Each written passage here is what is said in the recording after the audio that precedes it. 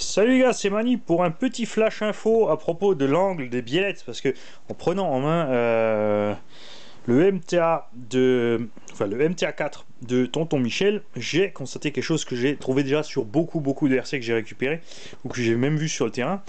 C'est un problème avec les angles de biellettes sur un véhicule comme celui-ci par exemple, qui a donc des suspensions, des fusées montées sur des rotules, qui a les trains avant arrière identiques au train avant, a donc devant deux biellettes de direction qui derrière sont montées fixes au châssis pour éviter le mouvement de la roue. Évidemment, si on mettait un cerveau ici, on se retrouvait avec une direction avant et une direction arrière. Et le souci sur cette machine, sur les 4 biellettes, il y en a une ici que j'ai déjà modifiée pour vous le montrer. Les biellettes, si vous regardez d'ici, sont montées de façon à être à plat. C'est-à-dire qu'il y a le point d'ancrage au châssis, et ici, sur la fusée, elles sont ancrées au-dessus, ce qui est une erreur.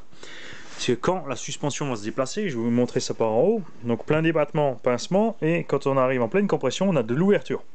Imaginez donc le comportement aléatoire de cet engin avec ses suspensions réglées comme ça.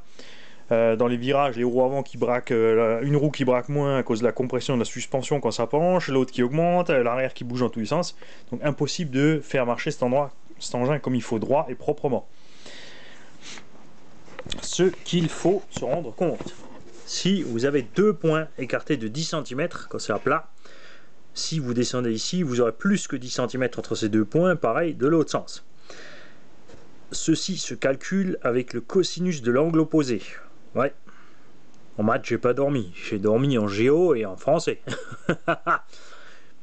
Ce qui veut dire tout simplement que la biellette doit tout simplement, quand elle est montée, ne pas être à plat, mais le plus long possible et le plus bas possible côté de la roue pour éviter tout mouvement de modification de la géométrie pendant le débattement de suspension.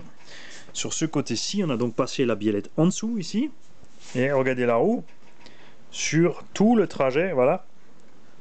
Regardez l'angle de ce sens de la roue, elle ne bouge quasiment pas. On a évidemment toujours un petit peu quand on a des forts débattements. Le carrossage lui bouge pour la même raison entre le triangle supérieur et inférieur qui se déplace. Et regardez l'autre côté, on va faire les deux à la fois, vous voyez. Donc ça c'est le bon réglage, et ça c'est le mauvais, et ce véhicule a ça sur les 4 roues. Donc méfiez-vous avec vos biellettes. Chez Traxxas par exemple, il y a une rotule qui est spécifique, qui est plus longue d'un côté que de l'autre. Il faut la mettre vers le bas. Sur certains autres engins, en fait, ce sont les fusées qui ne sont pas pareilles à droite à gauche. Il y a un côté gauche, un côté droit, puisque la pièce où se fixe la biellette est déjà décentrée. Mais sur un engin comme ça, avec des fusées symétriques, méfiez-vous, il faut monter ces biellettes au bon endroit. Donc vérifiez sur votre véhicule s'il se comporte bizarrement après démontage. Ça vient peut-être de là.